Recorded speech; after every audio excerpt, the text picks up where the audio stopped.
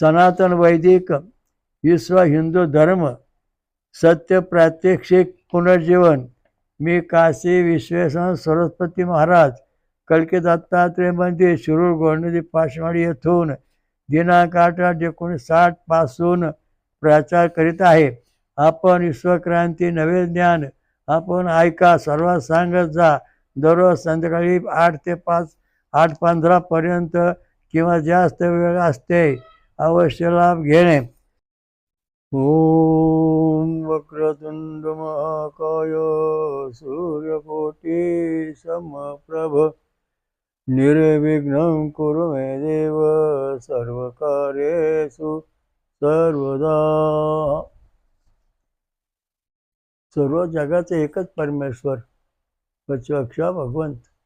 ओम सहस्रशीर्षा पुरुषा सहस्राक्षा सहस्रपात स भूमी सुवृत्तादशांगुलम. आजचं आपलं प्रवचन आहे 68व. हे विशेष प्रकारची महत्त्वाची माहिती आपण सांगणार आहोत. आता ऋचा वाचू, मग पाहू. कश्यप पुराशित देव ऋषी पवन सोमन गाय छंसळे असा. ओम उपस्मयी गायत नरः ओमान इंदवे अभिदेवान यक्षते. हे ऋत्विजांनो, देवांची मनपासून पूजा करण्याच्या इच्छेने भरपूर सोमरस निघण्यासाठी या सोमवल्लीची सामगायन करून स्तुती करा. आता या ठिकाणी अशी वस्तुस्थिती आहे की आपण कुठल्या झाडाजवळ गेल्यानंतर हात करून काही न बोलताना ते पानं तोडतो. हे धर्मादृष्टीने चालत नाही.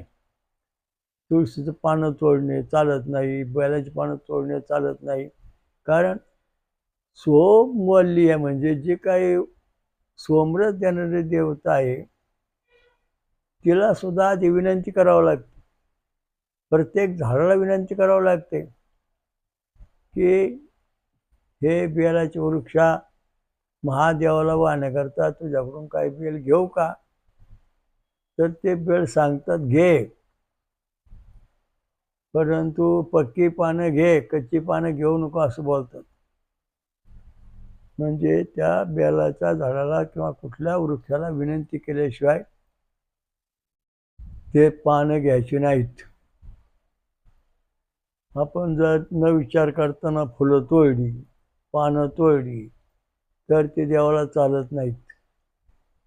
गंगेचं पाणी घेतो, पूजा करायची आणि मग गंगेचं पाणी घेऊन देवाला व्हायचं शास्त्र असे. तर या ठिकाणी काय सांगितलं, हे ऋतुजान म्हणजे यज्ञ करणारे जे 7 जण आहेत, हे 7 जण होम हवन करीत असतात. म्हणजे त्या ऋतू जे होम हवन करीत असताना ते मंत्र म्हणतात. आता वनस्पतीला मंत्र का म्हणायचे? हा जो सिद्धांत आहे, हा सिद्धांत वेदात मानलेला आहे.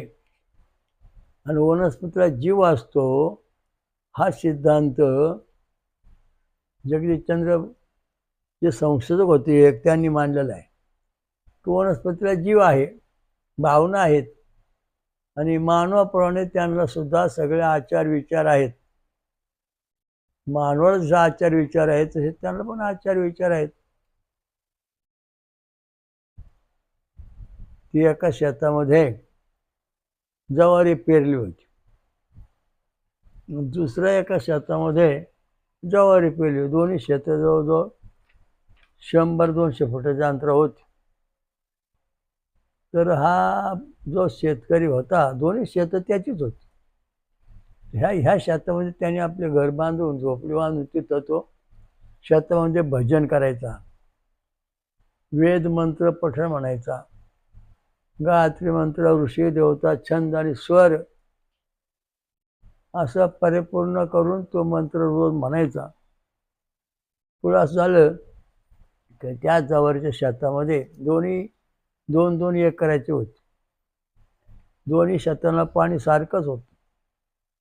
परंतु प्रतिकार शक्ती किंवा आनंदमय शक्तीला म्हणतात उत्साह, तो ह्या शेतीमध्ये आला, त्या शेतीत आलाच नाही. मग हा भजन कीर्तन करीत असताना किंवा ते त्यांनी रोज वेद मंत्र म्हणत असताना याच्याकडून ज्या ध्वनी किंवा आवाज आला, त्या ध्वनीमुळं ते जे ज्वारी ताटं किंवा कणस जीव होता ज्वारीला जीव आलेला, तो दुप्पट दुगणित झाला. आणि त्याने ते पीक काढलं दोन्ही शेतामध्ये. जेव्हा पहिल्या ज्या ठिकाणी त्यांनी भजन कीर्तन केलं, त्या शेतावरून त्याला 100 पोती ज्वारी झाली. आणि ज्या शेतावरून त्याने भजन कीर्तन केलं नाही, नुसतं पाणी दिलं, त्या शेतात झाली 10 पोती ज्वारी. मी असं का झालं बा म्हणून त्याची माझी एकदा बऱ्याच वर्षापूर्वी गाठ पडली.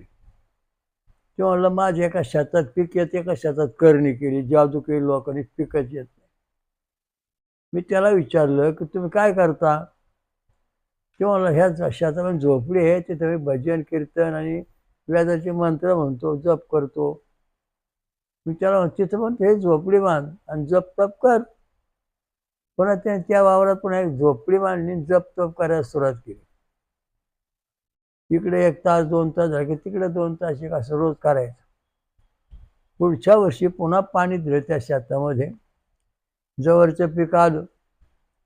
आणि आश्चर्य असं की ह्या वावरात 125 पोती ज्वारी झाली, त्या पण वावरात 125 पोती ज्वारी झाली. मग असं का झालं? काय काय शास्त्रज्ञ विज्ञान पंडित पण होते, तर त्यांना असं का झालं बा, इथं दोन्ही पिकात सारखी आली, त्यांनी काय जादू केलं, कोणतं खत घातलं? खतबीत काय घात नाही, त्यांनी परमेश्वर प्राप्तीची प्रार्थना केली परमेश्वराची रोज. आणि त्याच्या ज्या ध्वनी लहरी किंवा आवाज जो आहे, संगीत आहे, त्याच्या जीवावरती ह्या वनस्पतींना भावना उत्पन्न झाल्या आणि त्या आनंद भरात त्यांनी आपलं उत्पादन वाढवलं. तशा प्रकारचं जेव्हा आपण स्तुती स्तोत्र करतो, एखाद्या देवळात रोज भजन कीर्तन चालतं, होम हवन चालतं, वेदांचा मंत्र चालतो, जय घोष चालतो. आणि तेच दुसरं मंदिर असतं, 2 दत्ताची मंदिर आहेत. ह्या गावात एक मंदिर आहे, त्या गावात एक दत्ताचं मंदिर आहे. ह्या गावामध्ये जे काही महाराज आहेत, ते दररोज सकाळी एक ठराविक टाईमपर्यंत देवाचं भजन कीर्तन पूजा अर्चा करीत असत. आणि त्या मंदिरामध्ये जे दुसरे पुजारी होते, ते फक्त 2 मिनिटं आले का पाणी घालून पळायचे, कुठे देवाचं नाव घ्यायचं नाही, काय नाही, बस. अशी एक गंमत झाली पुढं की त्या देवळामध्ये माणसं यायची, ह्या देवळात पण यायची. ज्या ठिकाणी रोज भजन कीर्तन चाललेलं आहे, त्या ठिकाणी त्या माणसांना आलं सुख शांती समाधान मिळायचं. ज्या ठिकाणी ती माणसं जिथं देवळात पूजा अर्चाच काय नुसतं पाणी घालून असं बसलेली माणसं, त्या देवळामधल्या माणसांना आजार झालेले असायचे. तेव्हा अशा दृष्टीने माझी त्यांच्याकडे गाठ पडली. मला म्हटलं महाराज, हे बघा, ह्या देवळातली माणसं आजारी आहेत आणि त्या देवळातली माणसं सुखी आहेत, याचं कारण काय? त्यांना मी सांगितलं, तुम्ही एक काम करा, तुमच्या देवळातल्या आजारी माणसांची ईशीजी काढा आणि त्या देवळातल्या माणसांची ईशीजी काढून मला दाखवा. दोन्ही देवळातले 5-5 माणसाची ईशीजी काढल्या. तर ज्या देवळात भजन कीर्तन चाललं होतं, तिथं त्या ठिकाणच्या माणसांच्या ईशीजी 6 mm ते 10 mm होत्या. आणि ज्या देवळात भजन कीर्तन नाही, पूजा अर्चा नाही, नुसतं पाणी घातलंय, त्या देवळामधल्या माणसांचा ईशीजी 3 mm होता, आधी कोणी होता. आणि विस्कळीत निर्माण झाला होता, कारण त्याला शास्त्रोक्त पद्धतीचं संगीत तिथं नव्हतं. मग असं का झालं बा? त्यानं सांगितलं, आम्हाला पण दुरुस्ती व्हायला पाहिजे. मी म्हणलं, तुम्ही ग्रंथ पारायण करा तिथं सतत. मग त्यांनी तशी वेजा पूजा अर्चा त्या देवळात सुरू केली. आणि मग पुढच्या 6 महिन्यांनी परत त्या देवळात ह्या देवळात ईशीजी काढली. तेव्हा ज्या देवळामध्ये पूजा अर्चा पाठी वस्तू होता, त्या देवळात पण होता, तेव्हा दोन्ही देवळातल्या पुजाऱ्यांचे तिथं भाविकांची ईशीजी अगदी 6 ते 10 आले. म्हणजे याचा अर्थ असा आहे की त्या देवळात ह्या देवळामध्ये भजन कीर्तनाला महत्व आहे. पूजा अर्चना नुसती मूर्तीला मांडून काय उपयोग आहे. तशा प्रकारची या ठिकाणी सांगितलेलं आहे. हे ऋत्विजांनो, काय सांगितलं इथं, देवांची मनापासून पूजा करण्याच्या इच्छेने भरपूर सोमरस निघण्यासाठी सोमवल्लीची सामगायम करून स्तुती करा. म्हणजे याचा अर्थ असा आहे, ही जी सोमवल्ली आहे, ही सोमवल्ली कापून आणल्यानंतर तिची स्तुती करायची का आधी जिवंत आहे तिथं स्तुती करायची. ऊसाचं एक थळ होतं, ऊसाचं स्थळ, तर तिथं ऊसाचा रस निघायचा. तर ऊसाची 2 वावर एका मालकाची होती. तर तो काय करायचा, एका वावरातला त्याने काय केलं, ज्या ठिकाणी त्याची झोपडी होती तिथं तो होम हवन करायचा आणि भजन कीर्तन देवांची पूजा अर्चा दवी संपायचं मंत्र म्हणायचा. त्याचा ऊस अगदी पद्धतशीर हिरवा करायचा, पद्धतशीर वाळला. आणि दुसरा जो शेतकरी होता त्याच्या वावरातला ऊस वाढत नाही, कारण तिचं भजन नाही, काय नसतं, पाणी घालून खत घातलेलं. मग दोन्ही ऊस आणले प्रात्यक्षिक आणि पाहिलं बा, ह्या पहिल्या ऊसाला, एकाच ऊसाला जवळजवळ 2 ग्लास ऊस रस पडला, तर त्याच्या ऊसाला अर्धा ग्लास रस पडला. मग आता असे गोष्ट झाल्यानंतर त्याच वावरातला ऊस घेतला आणि सांगितलं उद्या ऊस आणून द्या. मग त्याने त्या मालकाने आपला जो ऊस चांगला होता, जो 2 ग्लास रस देत होता एक ऊस, तोच ऊस आणून पुन्हा आपल्या खोलीत कुठेतरी ठेवला, कापून तुकडे करून. आणि त्या तुकडे केलेल्या ऊसापुढं 2-3 मांत्रिक बसून मंत्र म्हणायला सांगितलं की जेव्हा सोमवल्ली मंत्र म्हणा, म्हणे रस वाढन.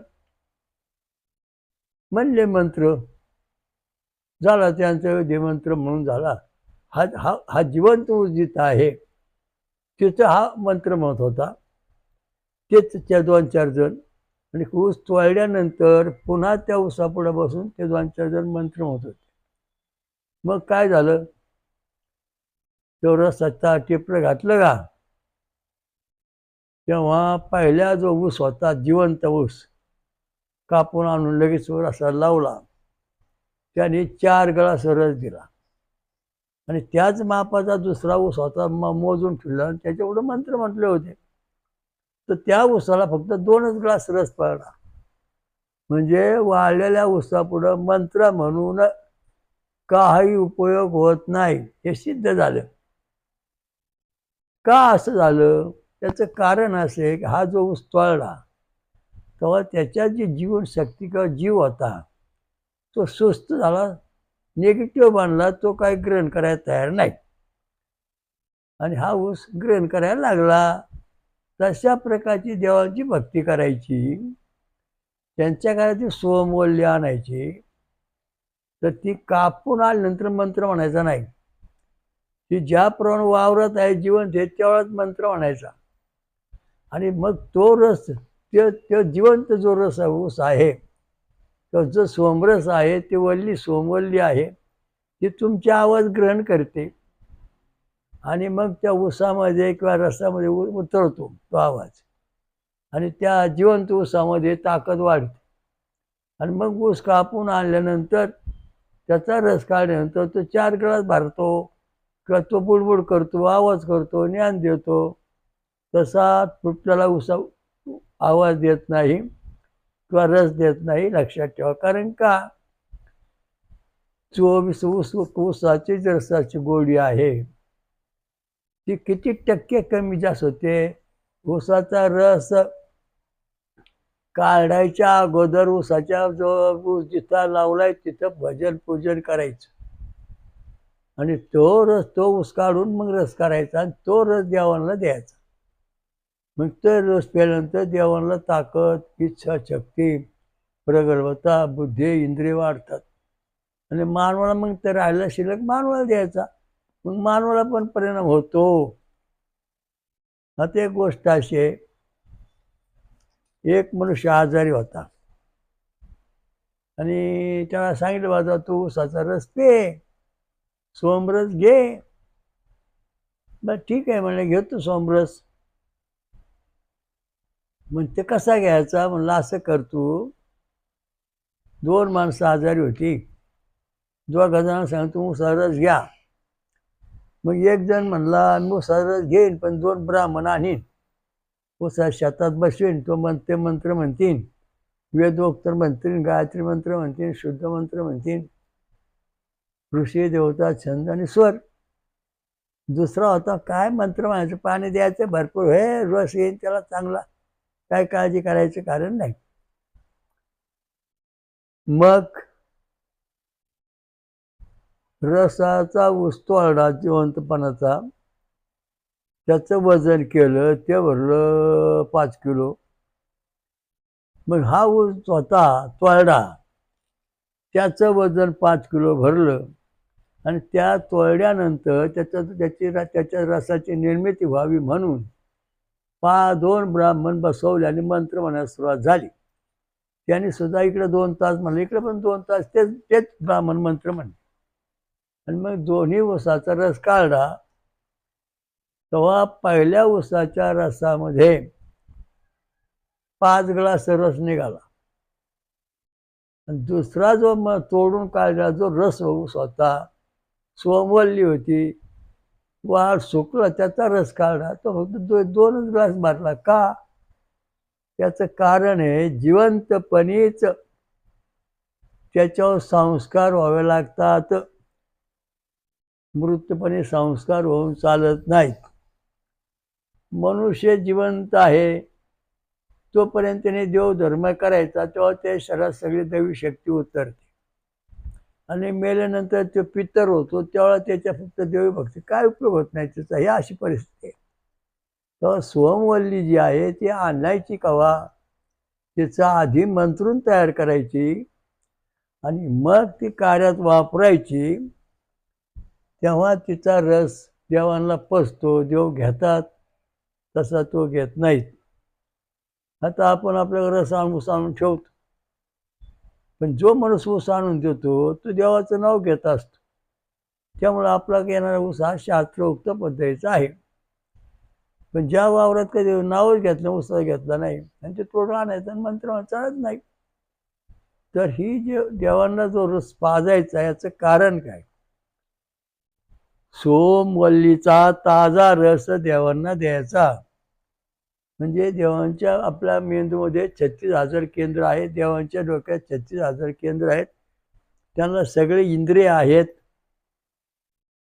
जिवंतपणी व स्वमूल्य संस्कारून मंत्र म्हटल्यानंतर तो रस काढून देवांना दिल्यानंतर देवांची ताकद वाढते, तकतकीत वाढते, स्वच्छता उत्साह वाढतो. आणि ज्या वेळेस देवांना जेव्हा आपण तुटका ऊस आणून रस काढून देऊ, तेव्हा देवांची ताकद क्षीण होते. म्हणजे आपण जर समजा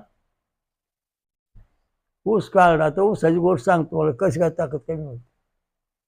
एक गाय होती, त्या गायला वाळला ऊस खाऊ घातला, आणि वाळला ऊस खाऊ घातल्यानंतर त्या गायने दूध दिलं, तर त्या दुधामध्ये अगदी थोडासा गोडवा होता. परंतु त्याच्यानंतर दुसऱ्या वेळेस गायला ताजा चांगला ऊस खायला दिला, आणि त्याच्यानंतर तिचं दूध काढलं दुसऱ्या दिवशी. ह्या दुधाच्या गोडीपेक्षा तो ताजा रस जो गायीने खाल्ला आणि तो म्हणजे दूध तयार झालं, ते जास्त गोड लागलं. प्रयोग करून बघा, तुम्हाला कळलं, हे प्रात्यक्षिक आहे. तशा प्रकारचं आपण हे देवांना जे काय देतो, हो सोमवल्लीचा रस, त्याच्याकरता स्तुती स्तोत्र गायली जातात. सोमवल्ली म्हणजे ऊस, पपई, केळी, नारळाचं झाड हे सोमवल्लीच्या गटात मोडतात. कारण वेलीचंच खोड बनलेलं आहे, त्यांना पूर्णपणे खोड नाही. म्हणून सोमवल्ली, ज्ञान प्राप्त करून देणारी. मग आपल्याला समास झाल्यानंतर आपण मग त्याच्यामध्ये त्यांनी दूध मिक्सर टाकलं. मग त्या दुधामधून त्या दैवी शक्तीचा प्रादुर्भाव झालेला आहे, प्रगती झालेली आहे, उत्साह शक्ती वाढलेली आहे. त्याप्रमाणे हा खरा देवधर्माचं पूजेचं खरं शास्त्र आहे. आता गाईला ऊस, ताजा ऊस घातलेल्या नंतर तिचा दूध जे आहे ना ते मोजून पाहिलं 100% त्यात गोडवा आलेला आहे. आणि त्याच गाईला तिसऱ्या दिवशी वाळला ऊस चाललेला आहे. आणि त्या गाईचं दूध जेव्हा तपासलं तेव्हा त्याच्या टक्क्यामध्ये 5 किंवा 2% गोडवा आलेला होता. म्हणजे तशा प्रकारचं आपण जे देवभक्ती करतो त्याच्यात सुद्धा आपल्या भयंकर चुका आहेत. त्यामुळं आपला कुठलाही देव प्रसन्न होत नाही किंवा आपण केलेली साधना पूर्ण होत नाही. समजा उदाहरणार्थ तुम्ही कलिंगड आणलं आणि ते कलिंगड चिरलं, लगेच त्याचा ज्यूस बनवला आणि तुम्ही प्याला, तुम्हाला खूप चांगला आनंद वाटला. परंतु तेच कलिंगड 3 दिवस 4 दिवस ठेवून दिलं कापून आणि नंतर त्याचा ज्यूस बनवला आणि तुम्ही प्याला, चव लागणं बेचव लागलं. का? त्याच्यातले बरेचसे घटक नष्ट झाले होते. तशा प्रकारच्या आपण जी देवभक्ती करतो त्याचा विचार कधी केलेलाच नाही. तू करतो मग पाणी घालतो आणि मी घालतो, तू पूजा करून मी करतो, असं नाही चालत. देवाला देव प्रसन्न करण्याकरता जी सोमवल्ली आहे, म्हणजे रस आहे, फळांचा रस, उसाचा रस, नारळाचं पाणी, आंबरस, हे जे आहेत हे सोमरसात प्रामुख्याने येतात. आणि प्रामुख्याने सोमरसात आल्यानंतर हे जसे तसे मंत्र म्हणून देवांना प्यायला दिले जातात. मानव पण तेच पितो, त्यामुळं ते सुखाने होत. मग यज्ञ, सोमयाग म्हणजे काय? सोमयाग म्हणजे सोमरस गोळा करायचा, तो असा भांड्यात, सोन्याच्या भांड्यात किंवा दगडाच्या भांड्यात, उखळा मोठ्या भांड्यात ठेवायचा आणि त्या ठिकाणी एक 5-25 ब्राह्मण किंवा मंत्री बनवून वेदांताचार्य येऊन त्यांनी ते मंत्रून घ्यायचं. ते मंत्रून घेतल्यानंतर त्याच्यामध्ये जिवंतपणा निर्माण होतो, ध्वनी लहरी उमटतात आणि ते देवांना प्यायला द्यायचा उत्साह वाढतो, मंत्रध्वनी शरीरात येतात. आता एक ठिकाणी एक ब्राह्मण होता, तर त्या ठिकाणी आम्ही बसलो. म्हणले, ब्राह्मण बाबा तुम्ही काय करताय? म्हणजे आपण आंब्यात झाडं लावणार आहोत. मग इथं काय केलं? म्हणले खड्डा खाणलाय. मी खड्ड्यामध्ये आंब्यात झाड लावायचं आहे. आणि हे 5-6 ब्राह्मण काय करता इथं? म्हणजे ते मंत्र म्हणणार आहेत आंब्याचं झाड लावायच्या वेळेस. सत्य घटना आहे. त्याने त्या आंब्याचं झाड लावायच्या वेळेस मंत्र म्हणले आणि त्या ठिकाणी त्याच्यावरती धार्मिक संस्कार केले. बाबा तुला रोगराई होऊ नये, तू निरोगी राहा, चांगला राहा. त्याच्या पलीकडे 100-200 फुटावर एक शेतकरी राहत होता. त्याने त्याच आंब्याची जातीचं झाड त्याने आपल्या शेतात लावलं, खत पाणी घातलं. दोघं बी त्या आंब्याच्या झाडाला खत पाणी घालत असत आणि पाणी घालत असत. सत्य घटना आहे, प्रयोग सत्य आहेत. मग त्या दोन्ही शेतकऱ्याच्या आंब्याला आंबे आले आणि ब्राह्मणाच्या आंब्याला पण आंबे आले. दोन्ही आंबे चांगले आले, भरपूर कैरी आल्या. आणि एक दिवस वारा सुटला जोराचा, तर शेतकऱ्याच्या ज्या आंब्या झाड होतं त्याच्यावर फक्त सगळ्या खाली कैऱ्या गळून पडल्या आणि 50-60 कैऱ्यावर राहिल्या.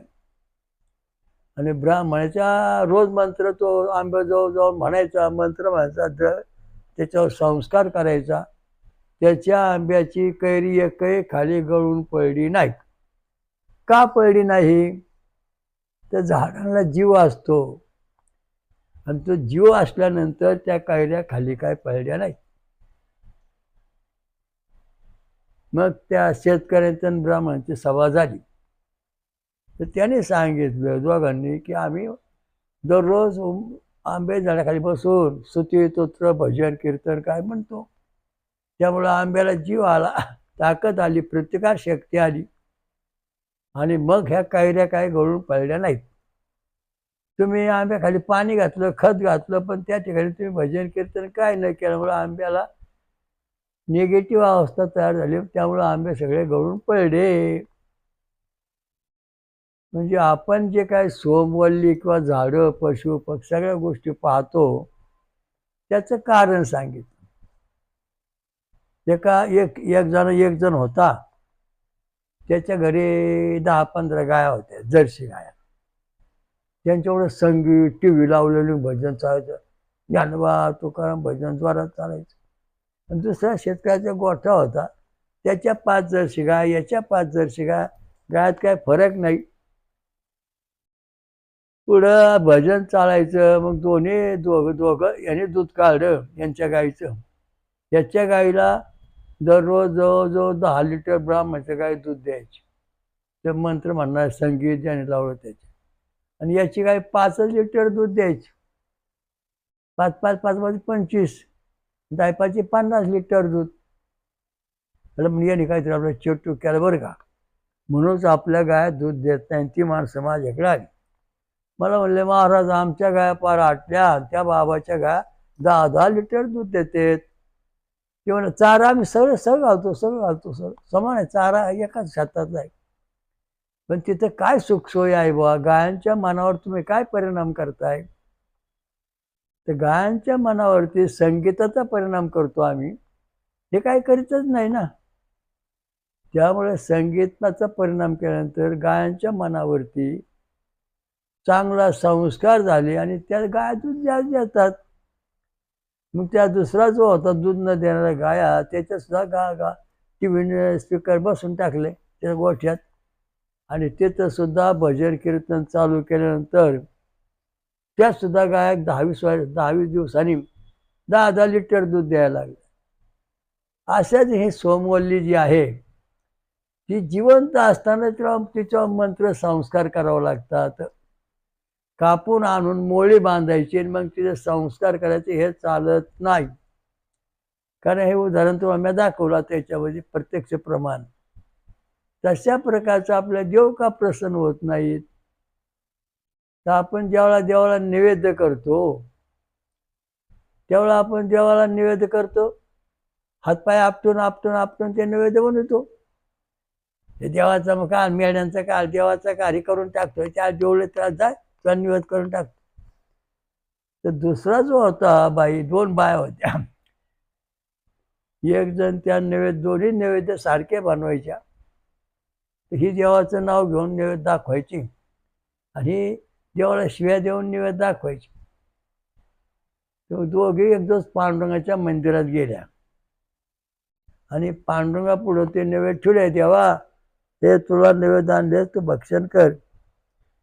आता जे रोज देवाची प्रार्थना हरिपाठ करायची आणि देवाला नैवेद्य दाखवायची. म्हणजे देवा, मी आता काय चुकलं माकलं असलं ते क्षमा करा, आणि नैवेद्य जवळ ठेवलाय. ते म्हणले, देवा दुसरे, तुझ्याकरता चांगला नैवेद्य तयार केलाय, तुला घ्यावाच लागल. आणि थोड्या वेळामध्ये पांडुरंग रुक्मिणी प्रगट झाली. तिने जे भजन कीर्तन करण्यास शुद्ध जे संस्कारिक अन्न होतं नैवेद्य, तो ग्रहण केला. आणि जे बाई हातपाय आपटून नैवेद्य तो खाल्लाच नाही. का? ते संस्कार नाही त्याच्यावर ना.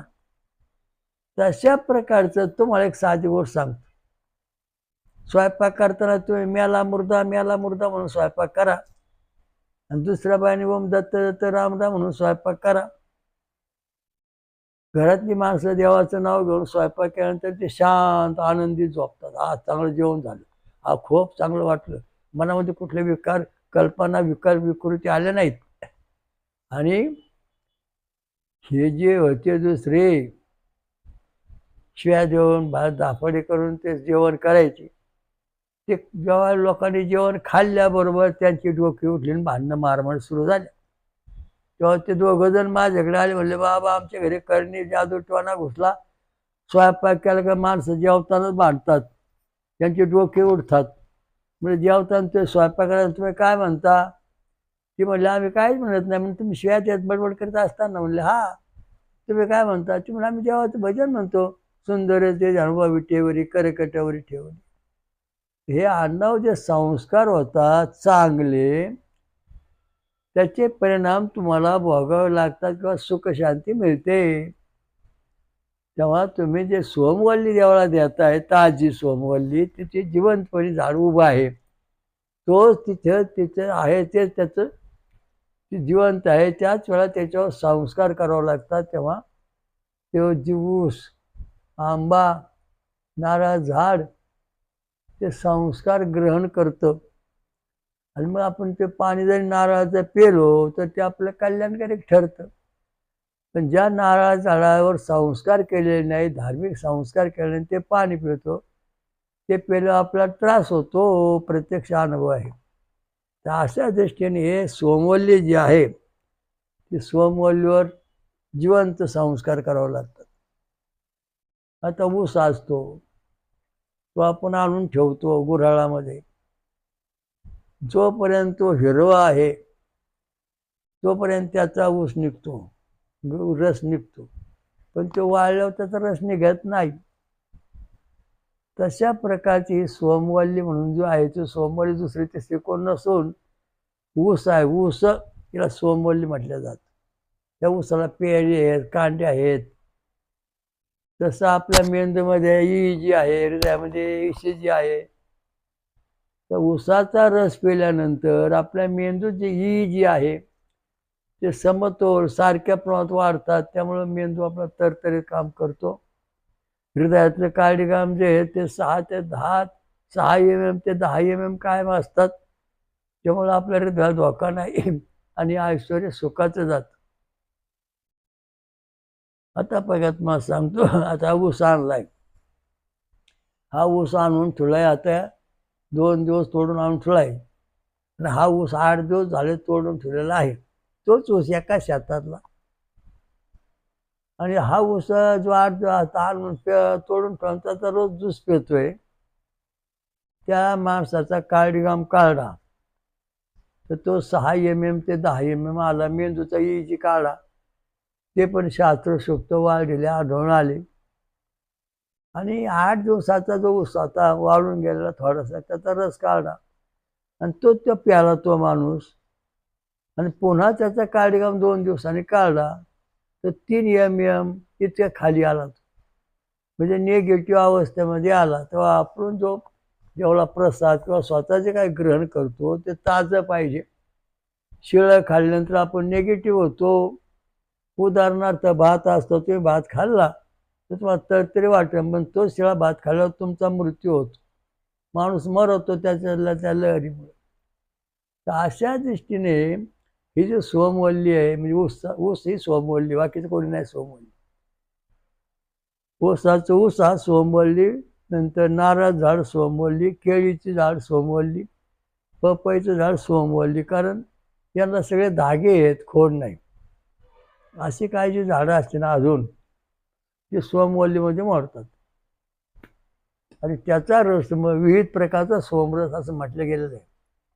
ते पपईचा सोमरस, नारळाचा सोमरस, नंतर ऊसाचा सोमरस, केळीचा सोमरस, म्हणजे असे 4 प्रकारचे. अजून काही प्रकार हा प्रश्न आहे.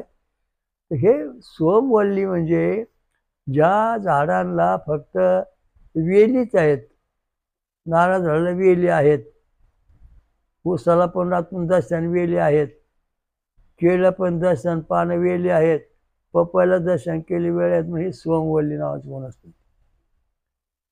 आणि यांच्या रस प्यायल्यानंतर आपल्या शरीरात जो मेंदू आहे, ज्याप्रमाणे उभ्या आडव्या धागे आहेत, मेंदू जी निघतो तो सुंदर तयार होतो. हृदयाचा कार्डिगाम सुंदर तयार होतो. परंतु खाण्याच्या परी म्हणतात ते अशा पद्धतीचे आहेत. ताजाच ऊस आणायचा, 4 दिवस 8 दिवसाचा आतला ऊसाचा रस हे तुमच्या जीवनाला सुख शांती समाधान मिळवून देऊन मेंदूचा EEG आणि हृदयाचा ECG चांगला निघतो. तोच ऊस 8-10 दिवस ठेवल्यानंतर मेंदूचा EEG कमकुवत होतो, हृदयाचं कार्डियम कमकुवत निघतात. प्रत्यक्ष प्रमाण पहा, तपासून पहा, तुम्हाला कळेल. त्याप्रमाणे आपण देवाचं भजन कीर्तन करतो, पूजा अर्चा करतो. पाठ उचलून जो भजन कीर्तन करतो त्याचे मेंदू हृदय हे सगळे मजबूत बनतात. पण दिवस उगवून जो भजन कीर्तन करतो निगेटिव्हमध्ये येतो. शास्त्र असे पाठ उठल्यानंतर तुम्ही 3 ते 6 पर्यंत जर भजन पूजन केलं, सोमरस काढून देवाला दिला आणि तुम्ही प्याला, तर तुमच्या मेंदूमध्ये कुठल्या प्रकारचे विकार होणार नाही. उलट मेंदू तरतरीत, हृदय बळकट बनतं. तेच तुम्ही 9-10 वाजता ऊसरस काढा आणि देवाची पूजा केली, तर त्यावेळेस प्रदूषणाचा परिणाम होऊन तुमच्या मेंदूचा EEG आणि हृदयाचा ECG कमकुवत निघतो. ही प्रयोगाने आपण सिद्ध केलेलं आहे. आतापर्यंत 68-60 सालापासून EEG आणि ECG आपलं संशोधन चालू आहे. ECG म्हणजे 4ही बटणं जेव्हा पॉझिटिव्ह निघतील हृदयाची, तेव्हा 7वं जगती निषाद स्वर ECG वेद छंदो कार्डियम प्रयोग होतो. आणि मग आपल्या शरीराचं जीवनाचं सुख देवाला जे मिळतं तेच आपल्याला प्रत्यक्ष मिळतं. त्याच्यामध्ये काही फरक नाही. जगामध्ये सर्वात मोठा रोग जो आहे ना, सगळ्यात आता मेंदूचा रोग आहे, हृदयाचा रोग आहे. म्हणजे EEG कमी होतात, हृदयातलं कार्डियम कमी होतात. का? तर माणसं फळंच खात नाहीत ना. फळं जोपर्यंत तुम्ही भरपूर खात नाही तोपर्यंत तुमचा मेंदूचा EEG, हृदयातला ECG चांगला होत नाही. जे कुटुंब फळं खातं मधून त्यांना झालेली मुलं आहेत ते हुशार बुद्धिमान सापडतात. म्हणजे दारू पिऊन, गांजा ओढून किंवा ज्यांचे काही कर्म प्राप्त खचित चित्र विचित्र आहे, अन्न चांगलं खात नाहीत, भरपूर त्यांचे ECG कमकुवत निघतात, मेंदू कमकुवत. आता एखादा तुम्ही म्हणता बा हा मनुष्य निघाला, तर अपवादात्मक काही गोष्टी अशा आहेत की कुठलंही साधन न करताना त्याच्या शरीराच्या ईश्वरी निर्मितीप्रमाणे मेंदूतले EEG आणि ECG निघतात. आता आपल्या मेंदूमध्ये किती हजार केंद्र आहेत? 36,000 केंद्र आहेत. त्या 36,000 केंद्राला प्रत्येकाला 1,000 तंतू असून त्यांना अनेक बारीक तंतू आहेत. पण हे भौतिक शास्त्रातले आपल्या मेंदूचे केंद्र आहेत.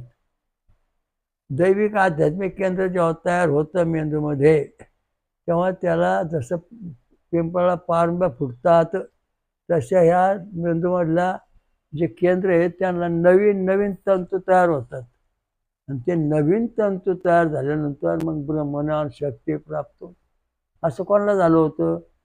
श्रीराम, श्रीकृष्ण, ज्ञानेश्वर, तुकाराम, एकनाथ महाराज हे जे संत होऊन गेले, साधू संत, नरसिंह सरस्वती, यांना याची निवृत्ती झाली. तपश्चर्या करून, सोमरस पिऊन.